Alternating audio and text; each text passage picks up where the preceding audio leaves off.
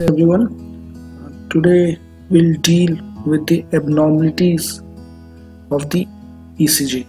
In the last slide we dealt with the introductory part, and now we'll deal with the abnormalities in various sections. So today's sections deals with right atrial, left atrial enlargement, and RVH and LVH. So first we deal with right atrial abnormalities or enlargement. What happens is the height of the P wave or the voltage of the P wave is increased. What is the normal voltage of the P wave? It is 2.5 mm. So the height of the P wave is increased, but the width of the P wave is not increased. It is normal. This is best seen in lead 2, 3, AVF and V1, and it is seen in various pulmonary and congenital heart lesions. Why it is called as P pulmonale? Because of the diseases in the pulmonary region, like obstruction, pulmonary embolism, or any stenosis in that region, or acute asthma, chronic bronchitis used to cause enlargement in the right atrium, and that is why the name was given P pulmonale. Then we come down to left atrial abnormalities or left atrial enlargement. In this, the width of the P wave is increased. As we can see here, the width of the P wave, that is 0.12 seconds. It is greater than 0.12 seconds. The voltage or the height may be normal or increased. So we have to focus on the width of the P wave. Okay.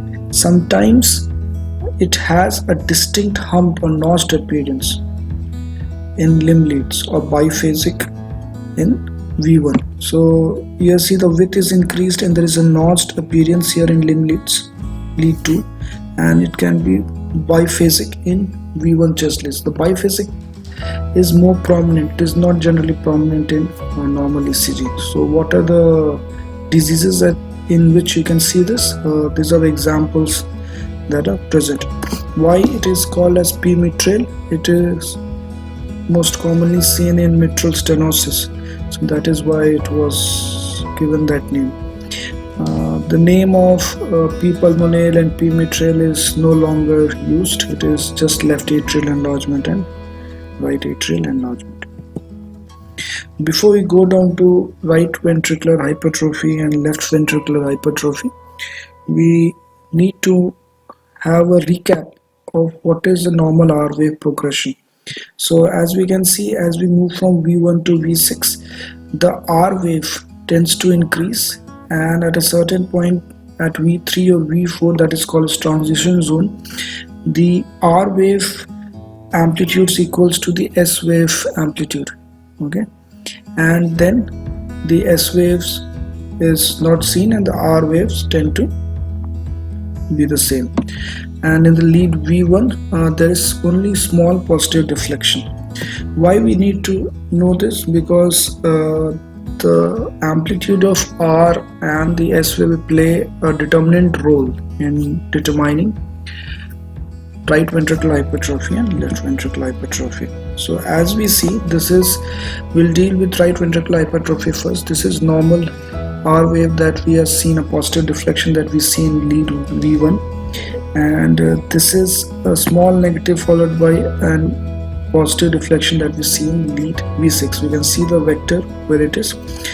So in right ventricular hypertrophy, as you can see below, the vector is more directed towards lead V1. So we can see the R wave is more in lead, the amplitude is more, okay, in lead V1, and the negative deflection that we don't usually see in V6 is there. Okay, so there is stalled right precordial R waves, and that may cause us right axis deviation, and there is T wave inversion in right to mid precordial leads. This is called as right ventricular stain pattern, and right ventricular hypertrophy can be seen in various congenital heart disease and pulmonary diseases. As we can see, as we move from V1 to V6, the height of the R wave is increased in the right precordial leads, V1 and V2 and we can see the depth of the S wave is more in V5 and V6. Okay, that is not normally seen. So this is, and we can see the right axis deviation. As we know, when we have a right axis deviation, the positive deflection is more towards the lead 3 and the negative deflection is in the lead 1. So we can see the right axis deviation here. Okay, in the left ventricular hypertrophy, the main QRS vector is directed towards the lead V6.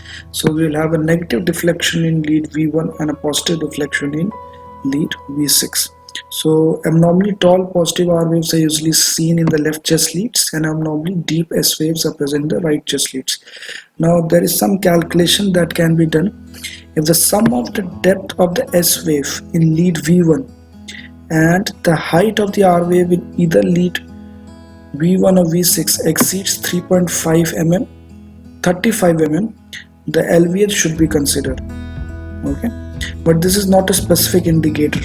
Like we can see here, if the depth of the S wave is 22 mm and the height of the R wave is 26 mm, if we add these two, it comes down to 48 mm. So we can say that left ventricular hypertrophy is present, and we can see the R wave progression is not much here. Here the R wave is increasing as we go from V1 to V6, and depth of the S wave is more in the right precordial lead. So we can say that yes, LVH is present. Sometimes LVH produces tall R waves in AVL. Okay. Why AVL? Because left ventricular hypertrophy will give you a left axis deviation. So there will be tall R waves in AVL. An R wave of 11 or to 13 mm or more in lead AVL is another sign of LVH. Okay, left axis deviation may be present, and T wave inversion, ST depression in left precordial leads. That is called as left ventricular strain pattern. As we can see here, in right ventricular there is a depression. Okay, this T wave inversion here. Okay, the ST segment is slightly depressed. So this is a right ventricular strain pattern or T wave inversion associated with right ventricular hypertrophy. Similarly here, there can be T wave inversion in the leftmost precordial leads like V4, V5 and V6. This is called as left ventricular strain pattern. Okay. So as we can see here, there's T wave inversion and T wave inversion and ST depression is present here. This is also another feature of left ventricular hypertrophy. So not to be confused, there are some ECGs that will show tall R waves in the left precordial leads. Now these variants can be seen in athletic and thin young individuals. Now we can see the depth of the S wave is not so much in lead V1. Okay, though the height of the R wave is increasing and there is no inversion of T wave. The T wave tends to remain normal.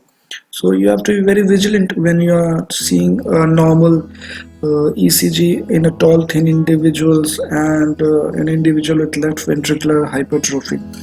What happens if there is biventricular hypertrophy? If there is biventricular hypertrophy, that is LVH plus RVH, in such cases the ECG usually shows evidence of LVH with right axis deviation. Thank you for watching. To subscribe to our channel and visit our website, thedclub.in.